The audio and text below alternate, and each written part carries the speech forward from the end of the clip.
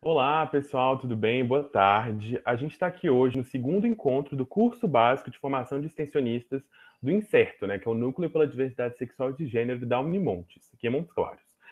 E na terça passada a gente recebeu o professor Rafael Baioni e hoje a gente tem o prazer de receber Renan de Souza Nascimento, que tem graduação na Unimontes em História e atualmente cursa o mestrado em História Social pela mesma universidade. O tema é apontamentos históricos da heterohomossexualidade e a gente vai fazer realmente a fala dele para depois um debate, dúvidas ao final. Tudo bem? E como eu expliquei, o curso básico ele é aberto tanto a extensionistas quanto a membros do grupo de estudos e todo mundo pode participar, fica bem livre, sendo depois disponibilizado no YouTube. Renan, agora a palavra é com você.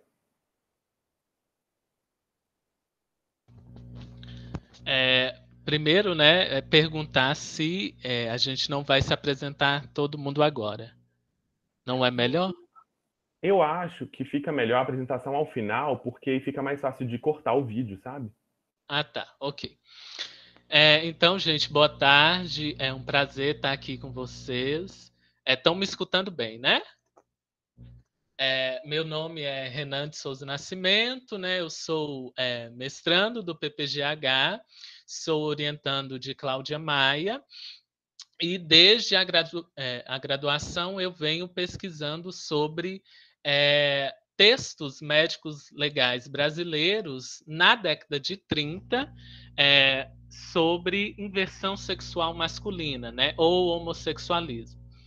E agora, no mestrado, eu estou focando, né, ainda estou no segundo período, vou escrever para os próximos semestres, mas eu estou focando muito no escândalo ou na afetação, na feminilidade que os médicos legais trabalhavam e selecionavam desses corpos homossexuais, né?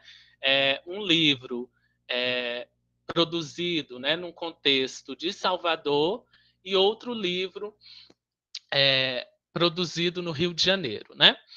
E aí o título que eu selecionei, né, é um título simples. A minha fala eu espero que não seja muito complexa, muito difícil de entender, mas eu vou adentrar em algumas questões.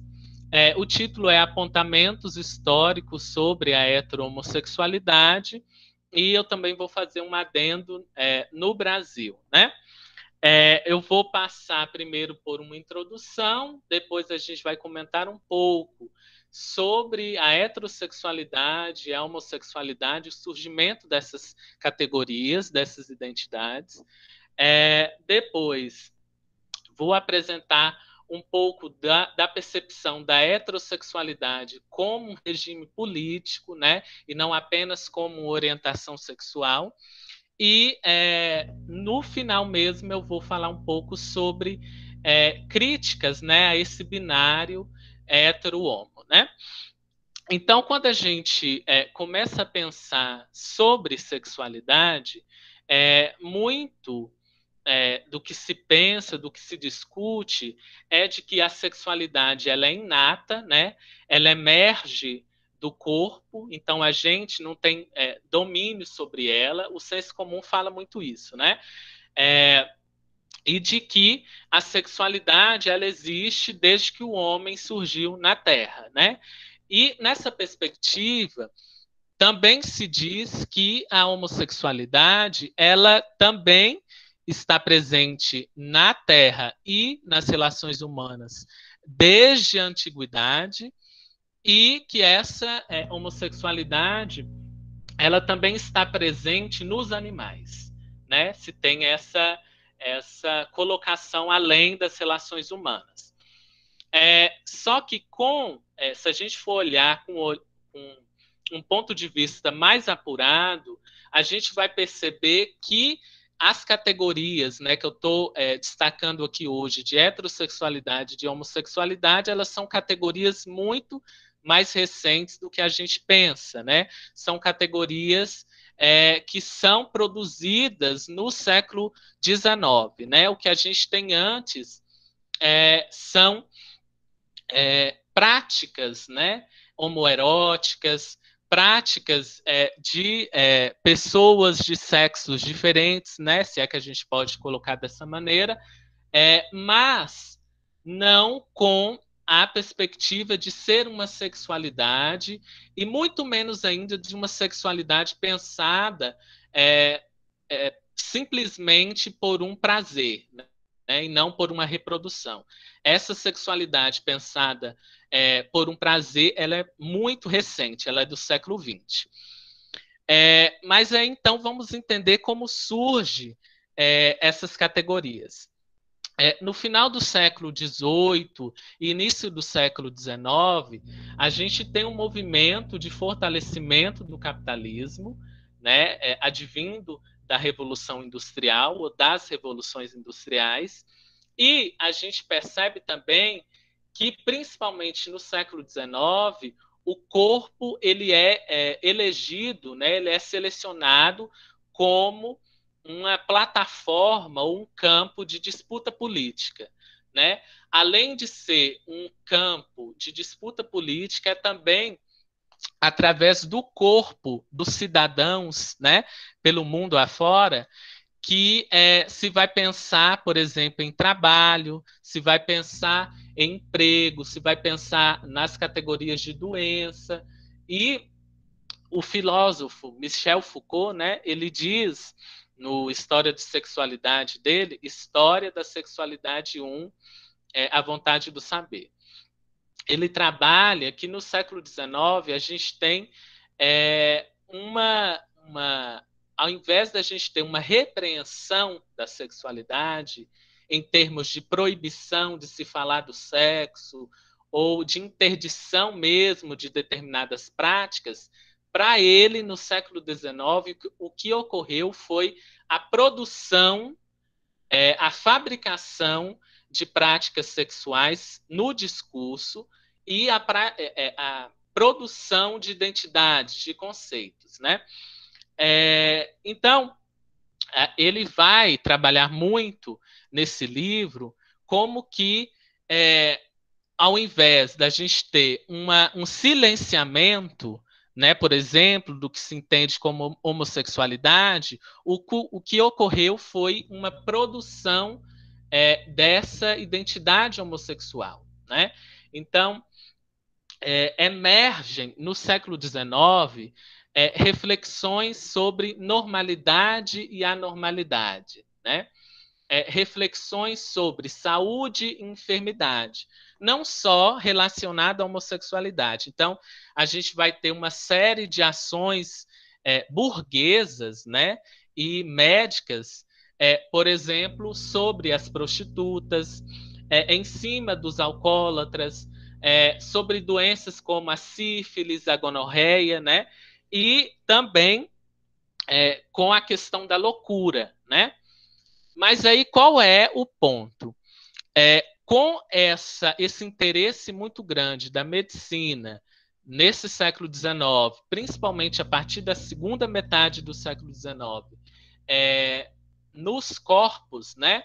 A gente vai ver que anteriormente, até ali a primeira metade do século XIX, as práticas, por exemplo, do sexo anal, elas não delimitavam ou produziam uma identidade.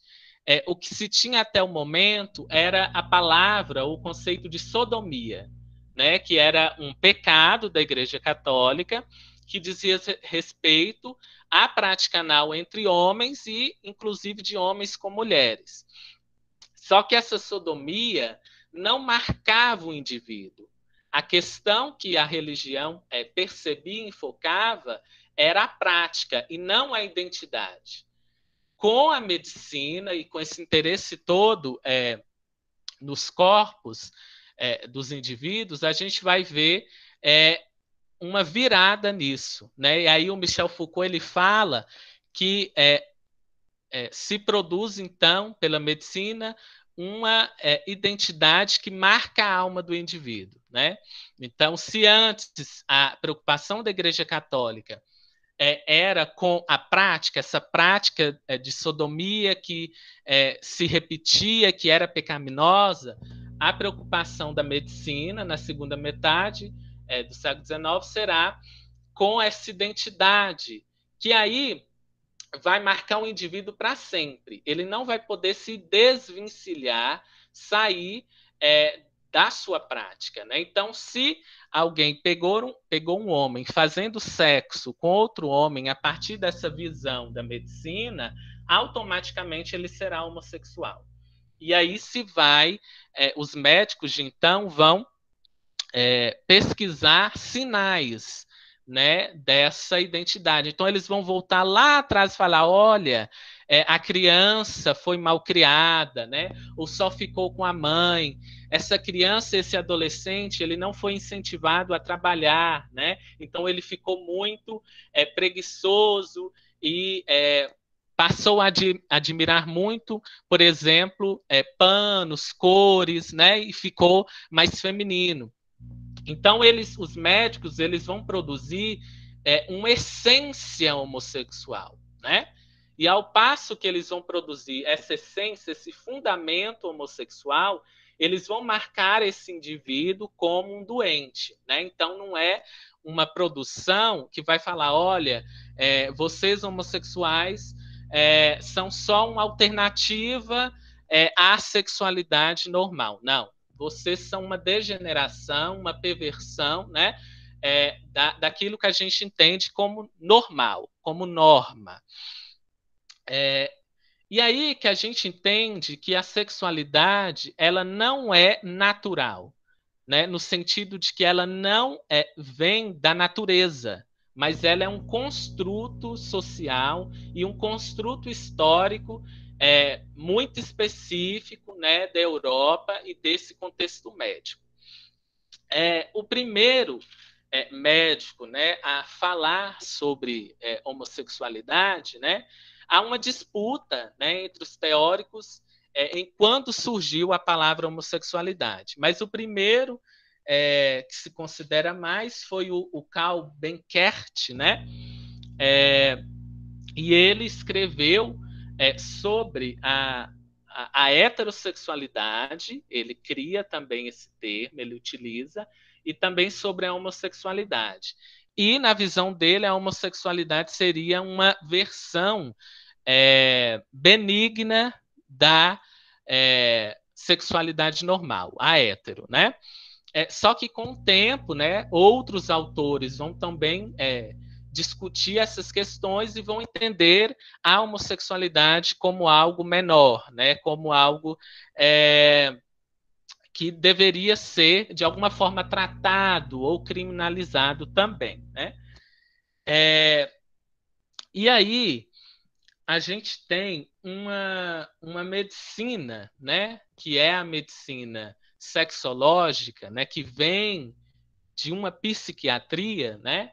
Essa medicina sexológica, ela vai surgir exatamente para pensar nesses desvios sexuais, para pensar nesses anormais que, segundo a medicina europeia, estava contaminando o mundo, né? Então, se a gente pegar, por exemplo, o texto do Krafft Bing, né? Que é um dos principais médicos que discutem essas questões, ele vai falar que estava se alastrando pelo mundo os casos de desvios sexuais, não só de homossexualidade. E aí eles colocavam isso exatamente para gerar um certo pânico na sociedade, mas também para convencer as famílias, né, de que a profissão médica era legítima.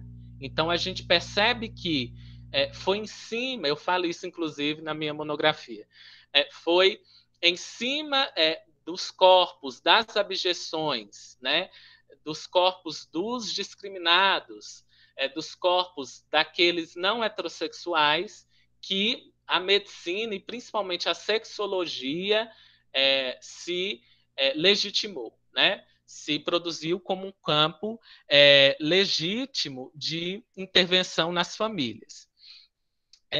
E um livro muito bom sobre isso, no Brasil, né, que vai discutir muito o Brasil, é Ordem Médica e Norma Familiar, do Jurandir Freire Costa. Né? Ele vai discutir sobre como se produziu uma noção de família, né, que é a família nuclear burguesa, com papéis específicos para homens, mulheres, pais, mães, filhos, e onde se situava o homossexual nessa família, né? E muito em relação da família burguesa com a medicina.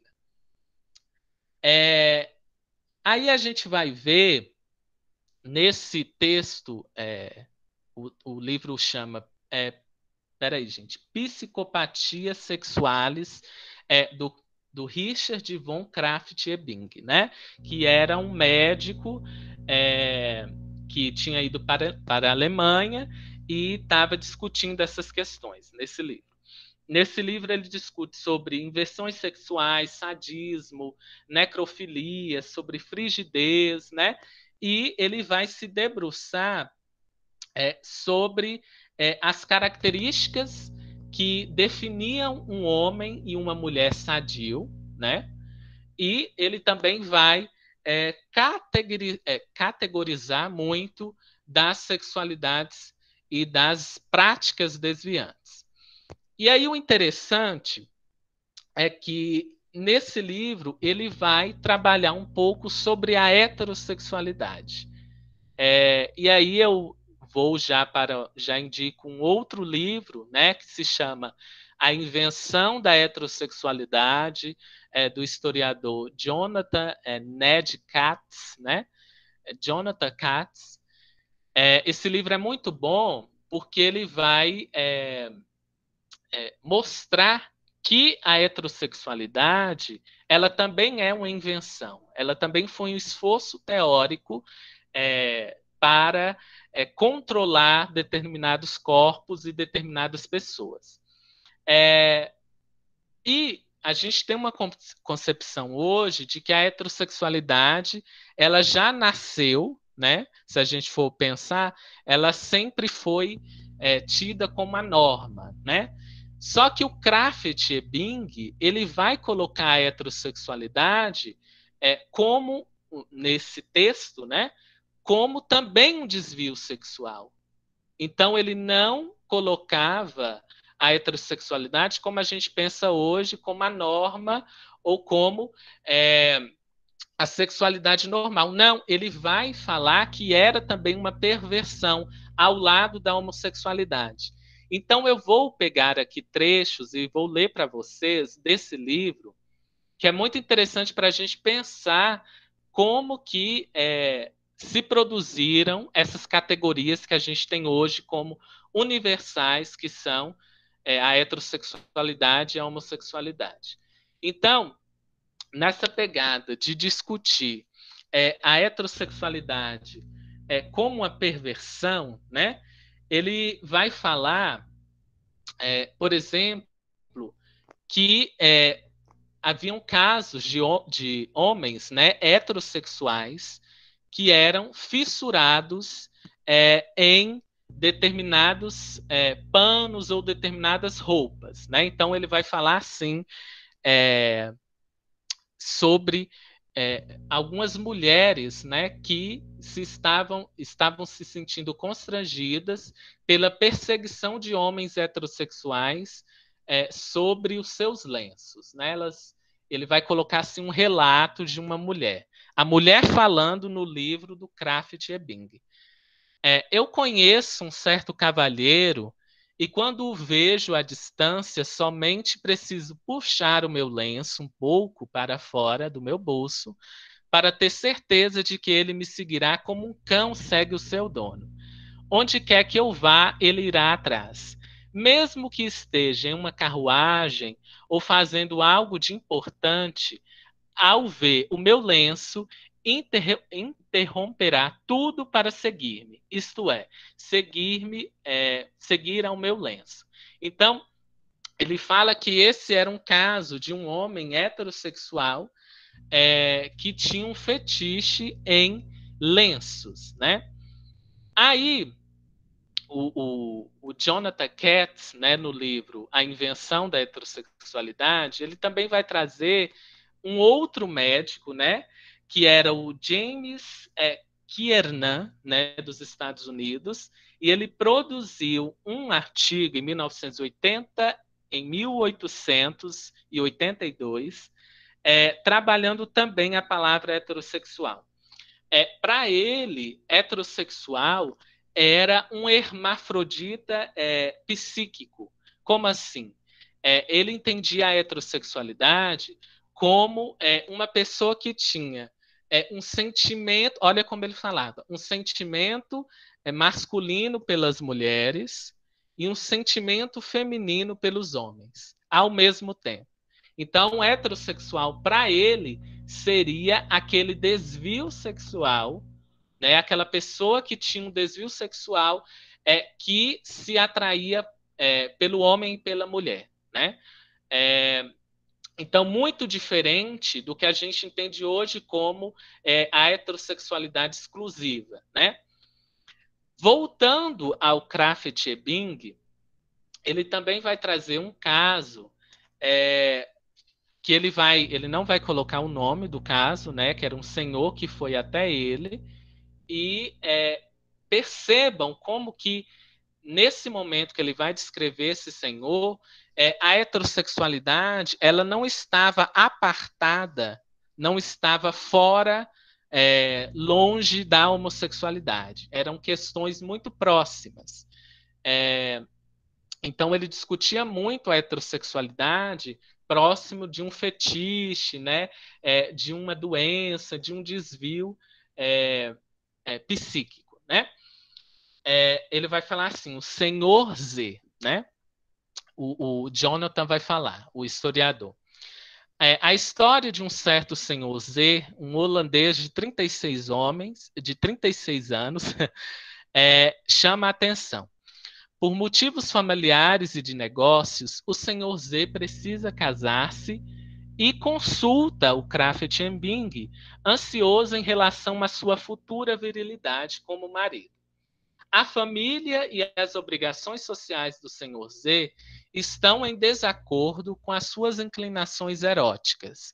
Na fantasia, diz o senhor Z ao médico, o seu maior prazer é abraçar e apertar-se contra um homem da classe operária. A beleza da forma feminina, diz Krafft Ebing, não impressiona o senhor Z. Apesar de sua falha estética, seu paciente aprecia o coito com prostitutas. Ele visita regularmente bordéis para curar-se da masturbação e satisfazer totalmente a sua libido. Através da terapia, Krafft Ebing garante ao Sr. Z que ele é viril e provavelmente o será no sexo conjugal com a sua futura esposa. A autoridade científica patriarcal das exortações desse médico à virilidade são claramente parte da medicina que ele exerce. Aí, o que o Sr. Z vai indicar? O Sr. Z é incentivado, não, o Krafft Ebing vai indicar ao Sr. Z. Ele é incentivado a declarar guerra contra os seus sentimentos eróticos por homens, abster-se da masturbação e satisfazer os seus desejos normais, né? Aparentemente continua a frequentar bordéis. Esse é um caso, né, em que o Krafft Ebing vai falar exatamente que o cara, né, o senhor Z, estava o procurando porque tinha, né, uma atração por homens e o Krafft Ebing queria restaurar a normalidade para esse senhor. Outro caso, né, o último que eu vou elencar aqui, que é o do senhor R, né, que também é outro paciente desse sexólogo, né, o Krafft. O historiador vai falar. O casamento é um resultado fenomenal do tratamento no caso do Sr. Z, citado por Krafft, Sr. R, citado por Krafft Ebing, como tendo sido relatado por um outro doutor. Krafft Ebing diz a respeito do Sr. R. eu considero o instinto heterossexual do paciente a criação artificial do seu excelente médico. Embora geralmente considerado inato, ao que parece, o desejo heterossexual poderia, às vezes, ser induzido artificialmente, inventado. Isso é o historiador falando, né? Então, já mostra algumas contradições, né? Ao mesmo tempo que eles consideravam a heterossexualidade natural, né, eles também tentavam a induzir, né, em determinados sujeitos. O senhor R, um oficial de 28 anos, disse, abre aspas, nas relações sexuais eu me sinto completamente feminino. Sentir-me feminino significa, desde muito jovem, os meus atos e fantasias sexuais sempre tive diante de meus olhos apenas imagens de homens e órgãos genitais masculinos. Aqui o sentimento é considerado distinto em homens e mulheres. Depois de algumas sessões, né, o historiador vai falar que o Krafft-Ebing, ele aplicou sonambulismo, né, no paciente, que ele, por um tempo, né, mostrou um desejo por mulheres, mas logo depois ele teve recaídas com homens, né? E uma forma que ele encontrou, né, o paciente, o senhor R, de resolver o impasse foi se encontrar com uma moça, transar com essa moça, ao lado do homem que ele admirava, né? Então, se tem muito, nessa época, uma relação muito próxima entre heterossexualidade e homossexualidade. É com o passar do tempo, né, é com o início do século XX, que a gente vai ver mais nos textos médicos, inclusive do Brasil, uma diferenciação, né? A heterossexualidade como uma sexualidade normal, totalmente longe, distinta da homossexualidade. E aí eu queria falar com vocês que no Brasil, esses textos médicos, eles vão ser muito produzidos no final do século XIX, início do século XX, mas principalmente na década de 30, no Brasil, muito em função de um crescimento das cidades, né, principalmente das capitais, São Paulo, Rio de Janeiro e Salvador, e nessas capitais também o florescimento de subculturas homoeróticas, né? Nessas subculturas, a gente vai perceber uma série de sujeitos, né, que se identificavam das mais diversas formas, né? Então, ao contrário do que a medicina queria impor, né, se tinha uma série de denominações, então não era só homossexual, né? E também não eram só as classificações médicas, né? Os próprios sujeitos tinham identidades próprias, formas de perceber a sexualidade, a atração, as suas relações, né?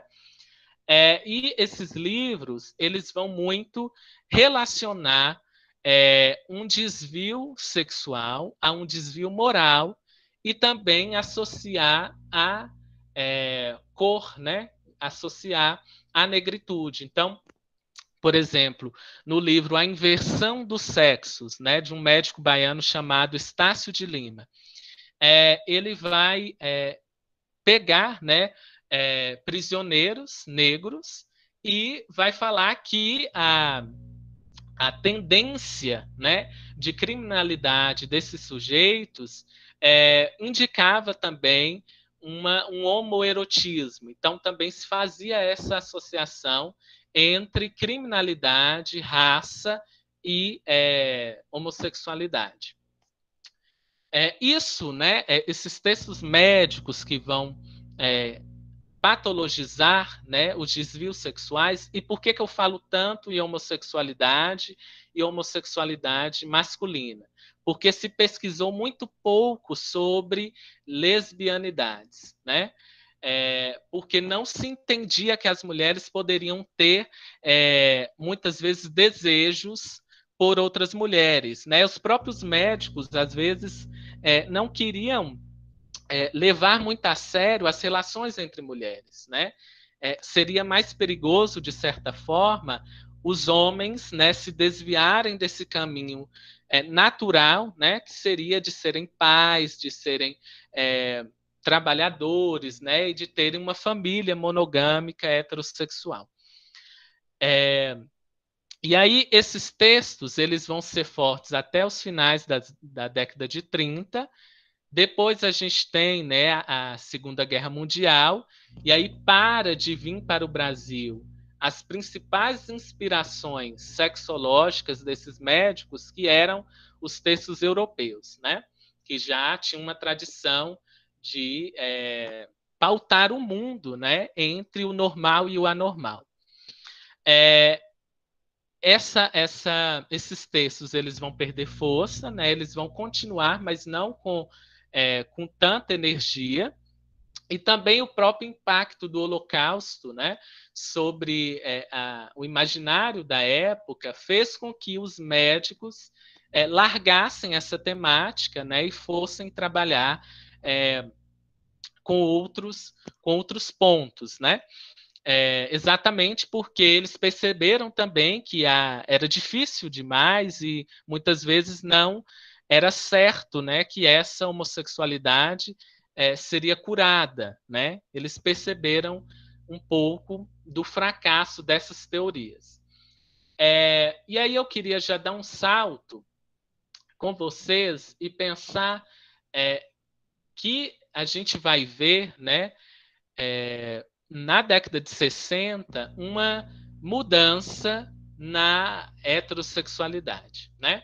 Então, os teóricos brasileiros que pensam a heterossexualidade, eles vão falar que do século XIX até 1960, mais ou menos, né, finais do XIX até 1960, a gente tem o que eles denominam como heterossexualidade compulsória.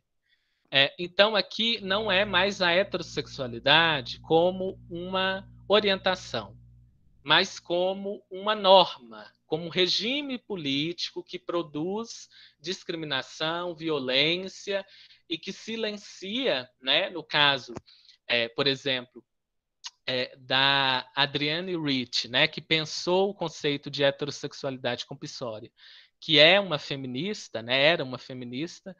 Ela pensou a heterossexualidade compulsória como um silenciamento das relações de mulheres lésbicas e de uma obrigação, né, o compulsório vem disso, de uma obrigação, de uma exigência social de que essas mulheres tenham relações com homens e casem, né? Elas não podem também ser solteiras. Então, os teóricos brasileiros, lendo esse conceito de heterossexualidade compulsória, eles vão falar: no Brasil, a gente teve a heterossexualidade compulsória nesses finais de 19 e primeira metade do 20. Por quê? Porque a única alternativa naquele momento, se a gente for pegar pelos textos médicos, era a sexualidade heterossexual. A única alternativa legítima, né? Se você não fosse heterossexual, você seria um anormal, um desviado, e você estaria exposto a humilhações, a escárnio. Já na segunda metade do século XX, a gente vai ver o florescimento, principalmente nos finais do século XX, da heteronormatividade. Por que a gente vai ver uma diferença entre essa heterossexualidade compulsória anterior para a heteronormatividade? A heteronormatividade ela vai surgir exatamente quando a homossexualidade, a partir, né, quando a homossexualidade saiu do DSM, né, foi retirada do catálogo de doenças mentais e, pelo menos em tese, se transformou numa sexualidade legítima, né, numa sexualidade não doentia. E aí, qual foi o mecanismo que se utilizou, né? foi o da heteronormatividade. Então, se fala, sim, muito hoje em dia sobre a heteronormatividade. Se pode até ser homossexual, mas não venha desmoicar, ou não seja muito afetado, não seja muito afeminado. Essa é uma fala que tem a base dela a heteronormatividade, porque é exatamente isso que o conceito diz. Você pode até ter uma relação homem com homem ou mulher com a mulher, mas você tem que ser masculino, se você for um homem, você tem que ser a mais feminina possível, se você for mulher, e além disso, tudo em sua vida tem que girar em torno dos parâmetros heterossexuais. Então, você tem que seguir o casamento, né? Tem que ser uma obrigação sua. Você não pode ser um homossexual solteiro para sempre. É legal, é interessante. Para você se sentir e ser válido na sociedade, você deve se casar, segundo essa concepção heteronormativa. E aí, qual o problema? Não é o casamento em si, mas a característica que surge disso, que é de que as pessoas, né, se a gente for pensar hoje, as pessoas LGBTs válidas, né, que são tidas como respeitáveis, que a gente pode ouvir, são as que têm um casamento monogâmico estável, né? E que são de classe média e que têm também um emprego formal que não seja, por exemplo, a prostituição, que também é um campo muito discriminado. Então, essa heteronormatividade, ela diz que aceita, mas no fim das contas ela ainda gera novos padrões e novos enquadramentos, né? E outra mudança que a gente tem na heterossexualidade, aqui não mais como um regime, né, mas como orientação, é que a partir de 1960 a gente tem a produção da pílula anticoncepcional. Então, aquela associação que se tinha muito no século XIX, que para se ser homossexual, para se ser heterossexual, você deveria ter uma relação, e essa relação sexual deveria ter como objetivo a procriação, a partir de 1960 a gente vê um desvencilhamento disso, né? A heterossexualidade ela deixa de ser apenas para se procriar, né? Mas passa também a ser entendida como uma sexualidade que objetiva, né, prazer, né, objetiva gozo. Aí eu queria falar com vocês um pouco sobre como a gente pensar, então, né, se a gente é tão marcado por esse binário, né, tanto hoje em dia pela heteronormatividade e também por esse binário, né, que vem do século XIX, né, de hetero e homossexualidade, como se tem pensado alguns refúgios, né, ou algumas escapatórias ou resistências desse binário sexual, né?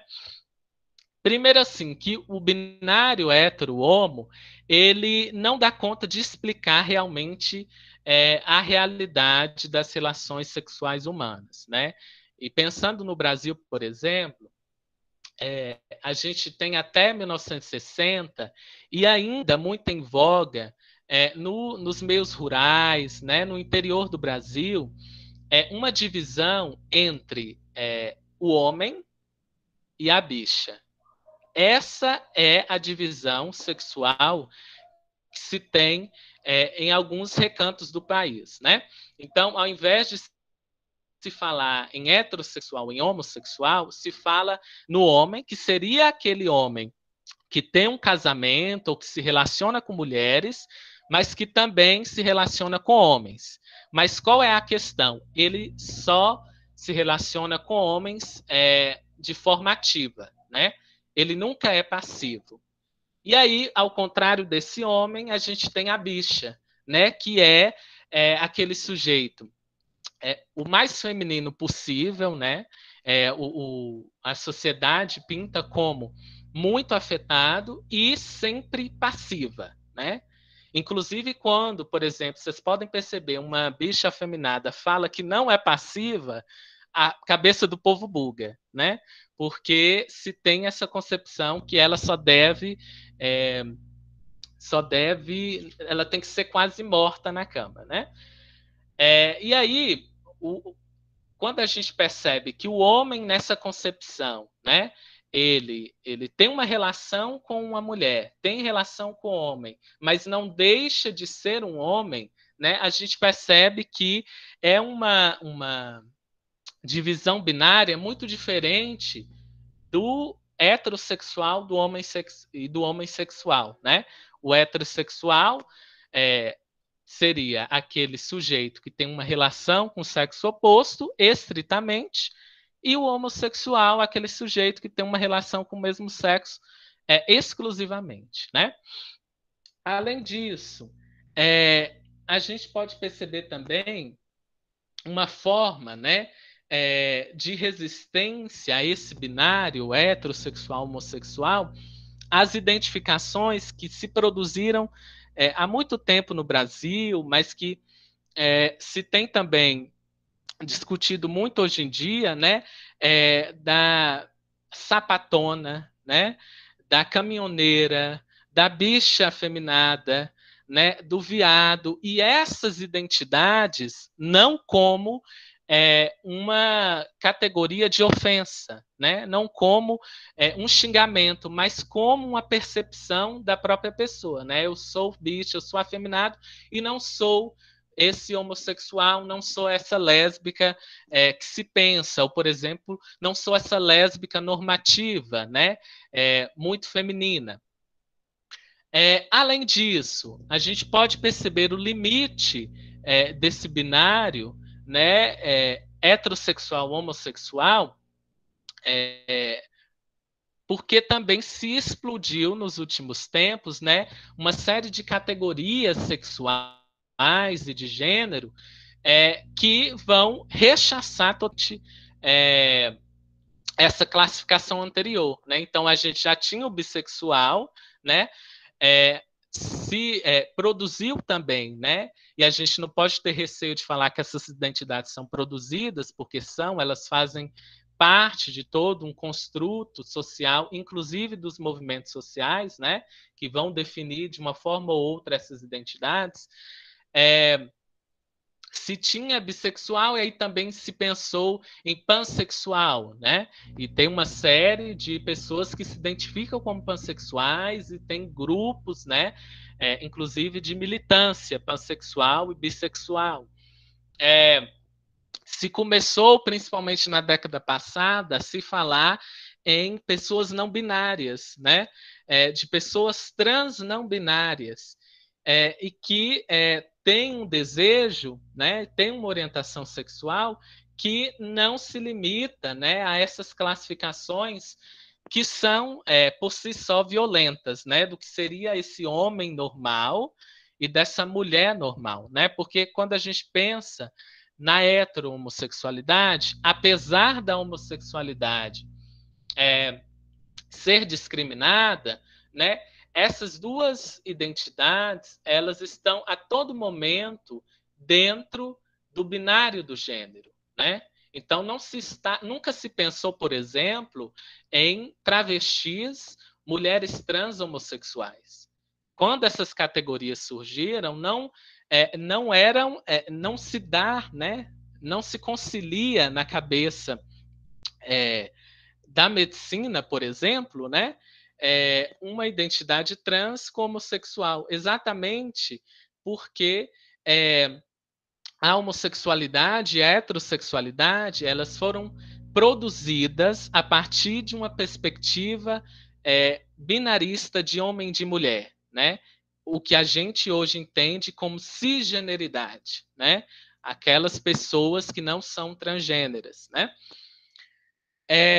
Além disso, né? E aí eu já estou encaminhando para o final. Eu acho que também, para além do âmbito teórico, né, a gente tem uma série de artistas, né, e de artivistas, né, que juntam a arte com uma militância, né, com uma produção engajada, que vão tentar, de alguma maneira, quebrar, né, ou desestabilizar esses binários, né? Então, um grande exemplo é a Linda Quebrada, né? Que tem tido muito sucesso em suas produções e mesmo quem não goste das músicas, né? Acho que é interessante observar a letra das músicas, porque elas vão dizer muito dessa crítica contemporânea, né, à moralidade sexual, né, a toda esses efeitos políticos que a gente teve dessa concepção que a sexualidade humana ela só se divide entre essas duas classificações, né, entre o normal e o anormal, e também um discurso muito de uma identidade, né, própria, né? Então ela vai falar muito do pajubá, né, da linguagem de travestis, de mulheres trans, da comunidade LGBT também. Ela vai falar também muito de bichas pretas. Então, nas músicas dela, a gente pode perceber uma crítica também muito a esses regimes, né, de verdade, principalmente o médico, mas não só, né? A lei, por exemplo, é um regime, a própria escola, né? A educação também, se não for uma educação libertadora, é uma educação que cultiva uma pedagogia de sexualidade para a heterossexualidade, né, que produz muito de violência no próprio meio educacional, né? E eu acho que é isso, né? Eu espero não ter muito me embananado, porque eu fico nervoso mesmo em ocasiões assim. Mas espero que tenham entendido e qualquer coisa a gente discute. Acho que vocês também têm muito a contribuir. Desculpa qualquer falha no áudio e voz meio travada. Muito obrigado, Renan. Sua fala foi maravilhosa. Eu fiz várias anotações aqui. Eu acho que, assim, todo mundo deve ter gostado que a gente geralmente não pega esse recorte da história da heterossexualidade, né? Como você tão bem fez. E antes de passar a fala ao pessoal, acho que a Bruna que gostaria de falar, eu tenho só uma pergunta. Uma não, duas, na verdade. Você falou que alguns autores de Salvador, São Paulo, Rio, na década de 30, ligavam a criminalidade, essa questão de quem estava preso, né, e a negritude a um desvio sexual, e citou um livro. Consegue se lembrar qual que foi, para eu anotar aqui? Sim, a inversão dos sexos de Estácio de Lima. A Mas inversão. tem outros também. Tem, por exemplo, Homossexualismo e Endocrinologia, do Leonide Ribeiro. Eu acho que esse do Leonide, Homossexualismo e Endocrinologia, é o mais falado, porque ele era um médico do Rio, que tinha um amigo da polícia do Rio de Janeiro na época, e ele pediu a esse policial, né, para ir em subculturas, em determinadas praças do Rio de Janeiro, aprisionar os invertidos sexuais e foi estudá-los. Foi cerca de 150 homossexuais, né? Ou invertidos também que eles usavam, bissexuais, né? E o que, que ele fez? Ele catalogou é, a fisiologia desses homossexuais, né? Então ele falava, olha, esse aqui tem muito pelo, esse aqui não tem. Então ele já tem uma predisposição orgânica a ser um desviado, né? Ele pegou também muitos sujeitos afeminados, né? Ele, além disso, ele pesquisou um, um homossexual, né? Que é citou Madame Satã, que até hoje é muito discutido, né? É, no Brasil e na história, né? Que foi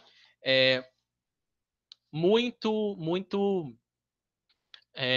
simbólico, né? Porque ele não deitava muito, se é que a gente pode colocar assim, né? Para a ação da polícia, né? E é um livro muito impactante até hoje, esse Homossexualismo em Endocrinologia. Mas tem outros, né? Se vocês quiserem, eu posso depois fazer uma anotação e mando. Ah, sim, obrigado. Inclusive, você citou a Linda Quebrada, né? Tem uma série que eu estou assistindo no momento, que acho que ela está na Globoplay, que se chama Segunda Chamada, que é o dia a dia numa escola, tem muita dificuldade, né? E trata até disso também, que você falou que a gente geralmente não pensa, né? Mecanismos de controle social, assim, a religião, o direito, essa moral, mas a educação, a educação na escola pode ser muito forte, né? Com Uhum, certeza. uhum. E agora, Bruna, pode abrir seu microfone e falar, por gentileza? Boa tarde. Estão me ouvindo? Bom, primeiro eu queria parabenizar, né? Achei muito interessante a fala. Inclusive, tiveram vários pontos em que, de certa forma, eu me identifiquei, né? Era justamente isso que eu gostaria de ressaltar, porque teve uma fala que, para mim, eu pude contextualizar muito com a minha experiência pessoal, né? Que quando o senhor falou sobre a fala do senhor R, e ele disse que ele tinha fantasias, né, com homens, e que para ele sentia-se feminino devido a isso. Então eu comecei a pensar como eu sou lésbica e eu passei pelo meu processo de descoberta muito recentemente. E eu percebo hoje, né, através de muita pesquisa também, muito estudo, eu percebi o tanto que a heteronormatividade, ela, de certo modo, impediu esse processo de descoberta, né? Então é justamente isso, colocar a mulher quando ela não é um ser desprovido de desejo, ela é voltada para o desejo feminino, né? Então sentir-se feminino é ter desejo com homens. E é isso que a gente percebe, né, durante, igual o senhor ressaltou aí, sobre a fala, o silenciamento da luta lésbica. Né? Até o movimento LGBT, durante muito tempo, ele foi essencialmente um movimento gay, de homens homossexuais. E aí a gente percebe também, né, muito essa heteronormativização do relacionamento homossexual. Por diversas vezes eu já ouvi falas como: ah, mas quem é o homem da relação? Tipo assim, o sentido da relação lésbica é justamente não ter um homem, né? Ou então, como é a relação sexual de mulheres lésbicas? Isso foi algo que o professor Rafael Baioni retratou no encontro passado, né? Uma sociedade falocêntrica, então sempre tem que ter algo masculino dentro de relacionamentos amorosos. Então, eu gostaria de ressaltar mesmo a importância dessa fala, até para a gente compreender os nossos próprios processos, né? Porque tem uma interseccionalidade muito grande dentro da própria comunidade LGBT, como foi ressaltado. E, às vezes, esse preconceito, ele está dentro até da própria comunidade. Foram coisas que eu ouvi também, por ser muito heteronormativa. Provavelmente você tem trauma com homens. Provavelmente você vai se descobrir bi, quando não tem uma bifobia e uma invalidação da sexualidade bissexual, né? Então, achei bastante importante. Eu gostaria só de trazer um pouco da minha experiência pessoal dentro do que foi ressaltado.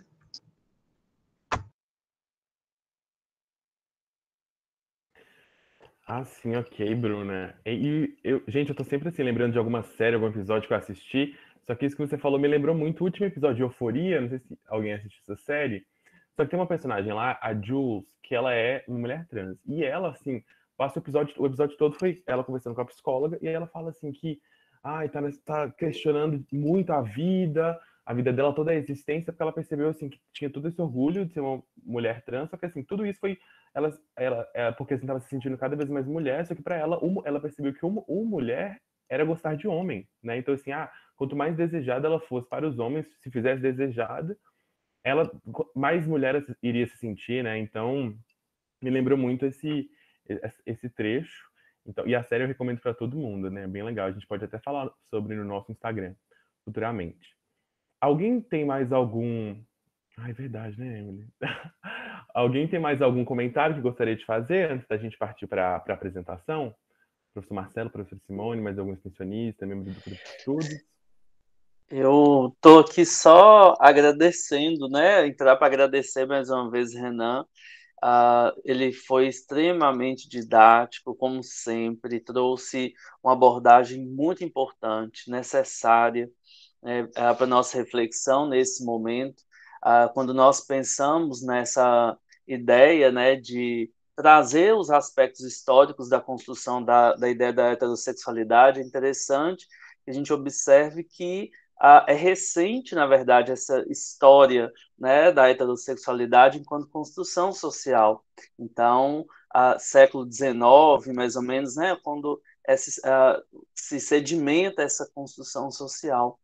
E eu acho muito válido, né, a partir do que nós vamos desenvolver, dos raciocínios que nós vamos fazer aqui, é uma base super importante. Então, agradecer pela oportunidade de ouvi-lo, e eu acho que a gente pode depois discutir bastante sobre essa questão do binarismo que segue, né, tanto a questão do gênero quanto da própria sexualidade. Então, essa chave binária, né, é tão pregada, né, e a forma como você tem que interpretar esse binarismo, né, e se enquadrar dentro dele, é algo que a gente que merece reflexão. Talvez a gente possa pensar depois, né, em um outro momento para falar a respeito. Né? É isso. Agradecer mais uma vez ao Renan. Pode fazer sua pergunta, Paulo. Olá, Renan. Tá me ouvindo? Ok? Então, você falou sobre uma coisa também que me pega muito, porque eu sou daqui de Montes Claros e nasci numa família muito machista, muito preconceituosa. E você falou de uma forma aí da questão da doença, né? Que o homossexualismo era uma doença, numa época, certo? E os médicos estudaram e viram que não é uma doença. Isso demorou um pouco para poder se colocar para a sociedade que a gente não é doente, que isso é uma coisa nossa, cultural, né? Mas eu quero te perguntar, existia muitos suicídios, né? E até eu já pensei anteriormente, né, de suicídio, porque eu era uma pessoa diferente de todas. E muitas pessoas se suicidaram, não tiveram apoio nenhum, nem psicológico, nem médico, nem nada. Como é que você me fala sobre nessa época assim, que eu acho que eu me perdi nessa quando você falou que teve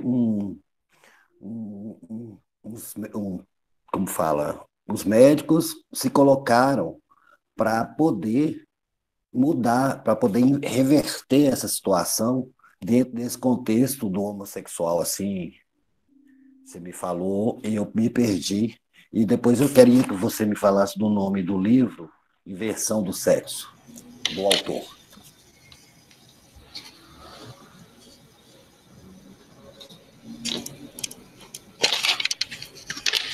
Então, Paulo, estão me ouvindo? O livro é A Inversão dos Sexos, Estácio de Lima, que é o autor. O prefácio do livro é Afrânio Peixoto que escreve, né? São nomes da medicina legal da época, né? A sua pergunta sobre que os médicos se colocavam, né, para patologizar essa homossexualidade, a gente pensa que a medicina no século XIX, né, finais do XIX, ela ganha um destaque muito grande exatamente porque ela é chamada, né, pelo Estado, e a relação dela com o Estado é muito próxima, a corrigir uma série de desvios sociais, né? No Brasil, por exemplo, a gente tem práticas, né, higienistas que eram mesmo de limpeza social, né? Então, muito inspirado em movimentos, em reformas urbanas, principalmente da França, os médicos aconselhavam, né, os administradores, os políticos, a colocarem, por exemplo, as prostitutas num local específico, né? Afastarem as prostitutas dos centros das cidades, né? Criarem espécie de guetos para determinados sujeitos sociais.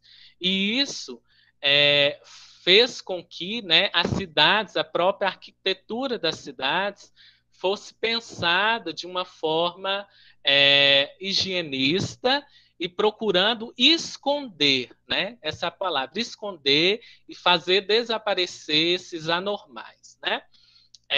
E aí, como ela é chamada, né, a higienizar, né, a tratar, a sanar esses desvios, e são os mais diversos, né?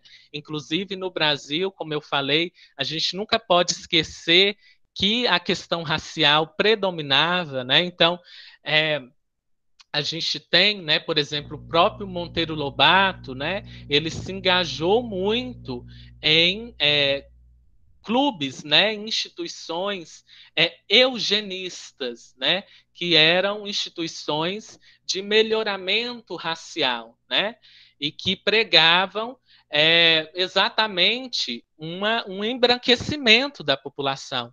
E quem pautava isso não eram só esses escritores, né, como Monteiro Lobato, mas também os médicos, né? Na verdade, quem sustentava a áurea científica dessas ações eram os médicos. Então, por exemplo, o próprio personagem, né, o Zé Caipira, né, do Monteiro Lobato, ele é um personagem cheio de doenças, né? E outros personagens foram criados, né, para se justificar que o atraso do Brasil, né, vinha de um predomínio da cor racial negra, mulata, né, que se falava, e de outros desvios, né, como a inversão sexual, a homossexualidade. E aí isso vai ser forte, né, essa eugenia, né, esses movimentos de limpeza, de cura, né, desses desvios, nessa primeira metade do século XX, basicamente inteira, né? Posteriormente, que a gente tem um amadurecimento, inclusive de uma reflexão advinda do Holocausto, né? O que gerou a ciência se pautar tanto nessa divisão entre normal e anormal, né? O que gerou a ciência biologizar tudo, né? Porque foi isso que ocorreu. Ela biologizava, ela inscrevia vários problemas sociais na ordem do biológico, né? Na ordem do corpo. Então, ao invés de entender, por exemplo, o alcoolismo como algo advindo de uma série de precariedades, né? Da própria pobreza, né? Os médicos entendiam o alcoolismo como vindo da biologia daquele ser, né, vindo da criação daquele indivíduo.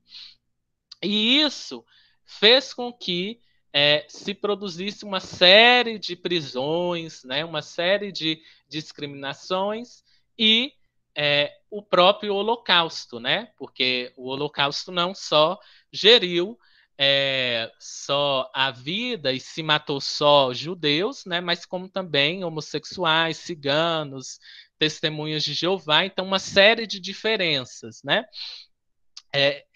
Eu falo do Holocausto porque realmente foi um marco para o Ocidente, né? Mas no próprio Brasil a gente teve casos, né, de prisões, né, de sanatórios, né? Por exemplo, tem o sanatório de Pinel, né? Que recebeu muito homossexuais, e que esses homossexuais foram tratados, tratados como eles pensavam, né, com aparelhos de choque e tudo mais.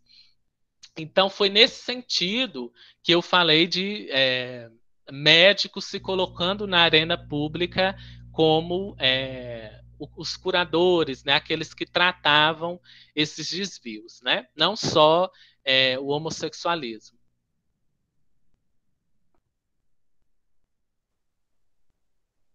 Ok, muito obrigado, Renan.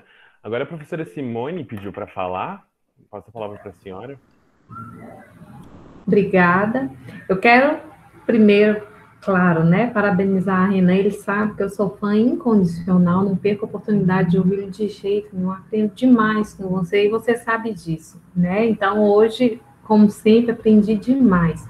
E quero destacar principalmente a importância da abordagem que Renan traz nesse início, né, dos nossos estudos, das nossas discussões, porque deixa-se uma inequívoca tratar a sexualidade, as identidades como construção.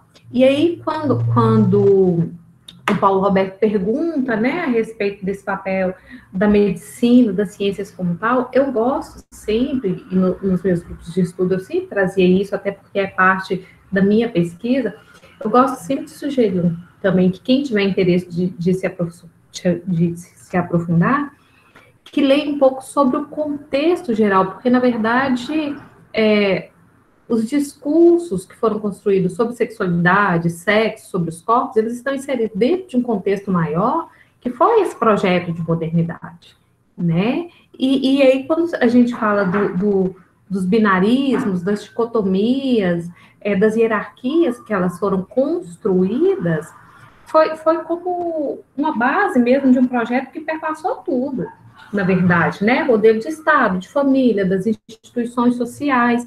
E aí os nossos corpos, sexualidades, identidades entraram dentro desse projeto maior. Então, eu penso ser muito bacana quando a gente se aprofunda um pouco nisso para poder visualizar. E aí o Renan traz isso para a gente, né? Essa provocação, para a gente compreender muito bem como que se deu essa construção. Então, assim como aconteceu com tantas outras coisas, e sendo eu do direito, né, assim como houve a construção do discurso médico, todas as outras instituições acompanharam e foram construindo seus próprios discursos.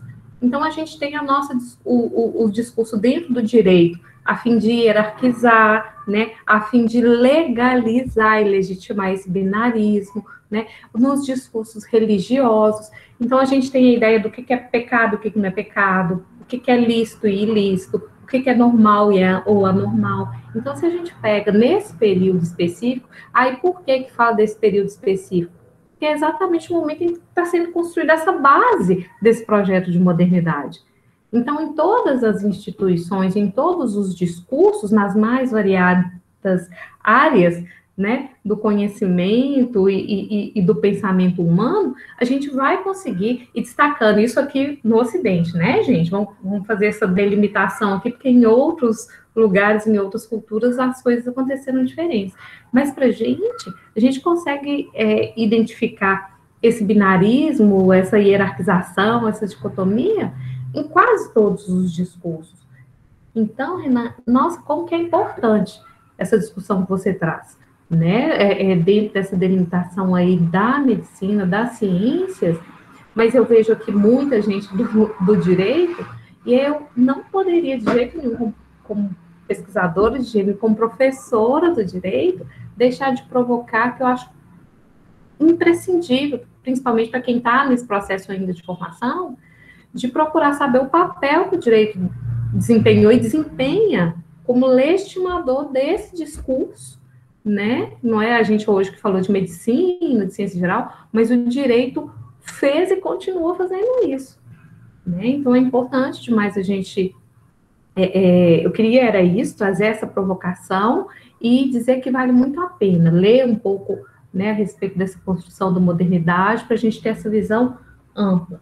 E então eu agradeço ao Renan por essa oportunidade, e é isso, era só mesmo para provocá-los um pouquinho mais.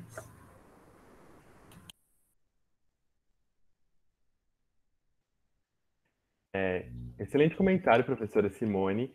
Antes da gente partir para as apresentações, a Laila Estanco mandou uma pergunta aqui no chat, que vou realizar a leitura para a Renan poder responder e também qualquer outra pessoa poder comentar também se desejar.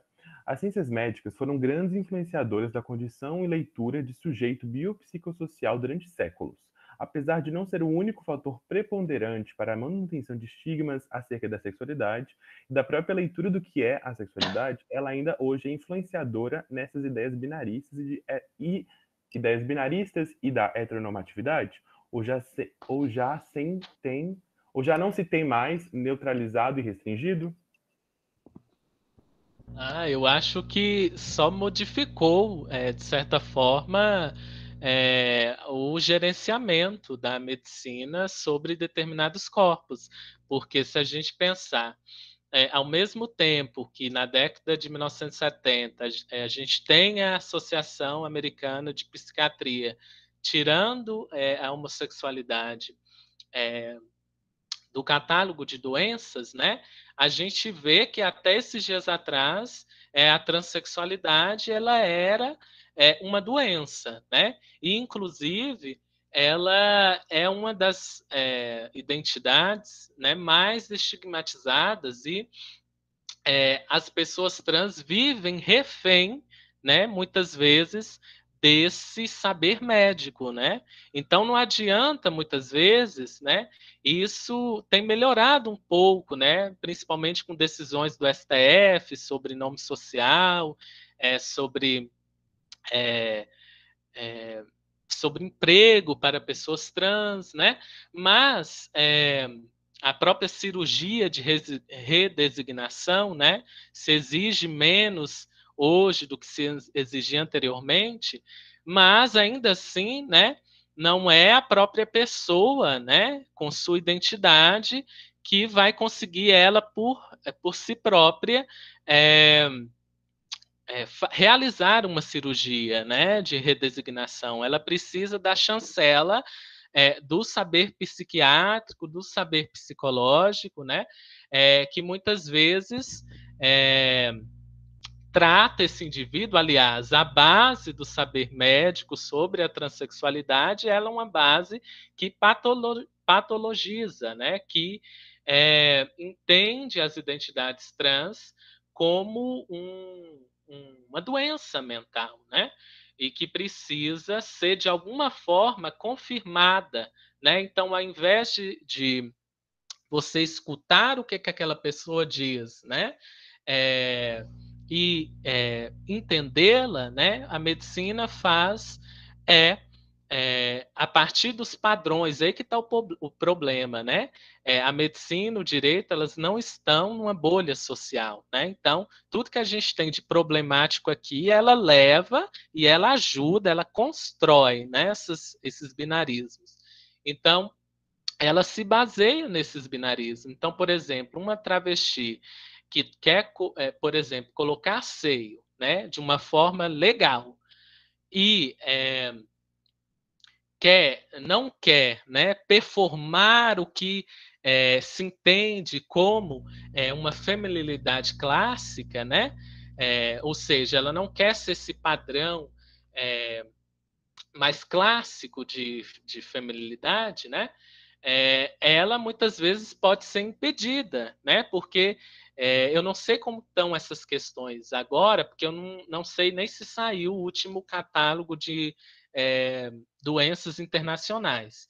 Mas até há pouco tempo atrás, né, ela tinha que não só performar essa feminilidade clássica, como ter rejeição ao próprio genital, né? Ter sintomas suicidas. Então, uma série de classificações que dificulta, né? E que restringe, que impede, que diz para esses sujeitos que eles não são cidadãos dignos, né? De ocupar esse país e de viver dignamente como as outras pessoas, né? Então, acho que sim, a medicina ainda tem um poder muito forte e é muito difícil você questionar o saber médico, porque ele tem um poder não só político, mas um poder econômico, né? As instituições médicas, elas têm também um poder, um capital, né? Monetário mesmo. E eu só queria terminar com uma questão que eu esqueci, né? De mencionar na minha fala, que seria um ponto que eu acho crucial que os estudos de gênero, e principalmente a teoria queer, vem falando. Quando se tem a ideia, né, de que existem, né, os diferentes, aqueles discriminados, logo se vem aquela noção de que esses discriminados têm que ser incluídos, né, têm que ser, de certa forma, tolerados. Mas o que a teoria queer vem pautando, né, e aí eu convido vocês para lerem os textos, inclusive o próprio texto do grupo de estudo, né, Pedro? O Ética Bicha, do Paco Vidarte, ele tem relação com a teoria queer. Ele não é um livro muito conceitual, mas ele é de um autor que se insere nesses estudos. O que eles falam é que a inclusão e a tolerância, ela não é o fim, né? Ela não deve ser o fim, porque se a gente for pensar em inclusão, ela é colocar os sujeitos dentro de uma estrutura que não mudou nada, uma estrutura hierárquica, um sistema desigual e de discriminação. O que os teóricos vêm colocando é de pensar na diferença, né? E quando se pensa na diferença, não para ser tolerada, não para ser incluída, mas para ser acolhida e para que essas diferenças modifiquem a todos, né? Modifiquem as instituições, modifiquem até aquele que, na perspectiva da diversidade, iria incluir, né? Então, pela perspectiva da diferença, a gente pensa não só uma inclusão, é claro que isso é a gente pensando no futuro, né, gente? Não dá para fazer isso agora, mas a gente já tem o início de possibilidades, né, de se pensar no acolhimento dessas diferenças e no acolhimento que modifique as estruturas e modifique todas as nossas relações, né? Então, ao invés de incluir apenas, né, de eu aqui e eles lá, é muito mais interessante se pensar na perspectiva da diferença, né? Que a diferença, ela modifica a todos, né? A todas e a todos. E é isso. Muito obrigado, Renan. Tudo ok, Laila? Qualquer coisinha pode falar para a gente também. Ok. Eu vou agora encerrar a gravação